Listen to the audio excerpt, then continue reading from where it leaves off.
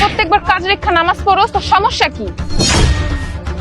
ছোট লোকের বাচ্চা, তুই আমার কাজ রেখা নামাজ পড়োস? তোর কত বড় সাহস! আজকে তোর উচিত শিক্ষা দিবি। তুই বেয়াদব, তুই আমার কাজ রেখা নামাজ পড়োস? আজকে তোকে মেরেই ফেলবো। ছোট লোকের বাচ্চা, তুই আমার হাত ধরলি? হাত ছাড়। ম্যাডাম, এখন শুধু আমি আপনার হাত ধরছি, আর একটু সময় হলে আপনি যাইতে পারবেন না। গোলামের বাচ্চা, তুই আমার মুখে মুখে তর্ক করছিস? তোর এত বড় সাহস! শুনেন ম্যাডাম, আপনি মুসলমানের বাচ্চা, আর আপনি একজন মুসলমানের বাচ্চা হয়ে একজন নামাজি ব্যক্তিকে কিভাবে পারলেন লাথি মারতে, আবার থাপুর মারলেন? আপনার বুকটা কি একটু কাঁপলো না? আপনার শরীরে তো মুসলমানের রক্ত। এই, তুই কিন্তু এবার বেশি কথা বলতাছস। শুনেন ম্যাডাম, এখনো সময় আছে, আল্লাহর রাস্তায় ফিরে আসেন। এই দুনিয়াটা কিছুই না, সবাইকে একদিন এই দুনিয়া ছেড়ে চলে যেতে হবে। আপনার যে ধন সম্পত্তি যেগুলো নিয়ে আপনি অহংকার করেন, আপনার মৃত্যুর পরে এগুলা কিচ্ছু আপনার কবরে যাবে না, শুধু যাবে ইমান আর আমল। এখনো সময় আছে, আপনি এগুলো বাদ দিয়ে 5 ওয়াক্ত নামাজ পড়েন, আল্লাহর কাছে ক্ষমা চান।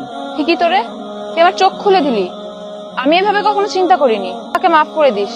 আমি আজকে থেকে 5 ওয়াক্ত নামাজ পড়বো, আল্লাহর ইবাদত করবো। তার মানে ম্যাডাম, আল্লাহ তাআলা আপনাকে হেদায়েত দান করেছে।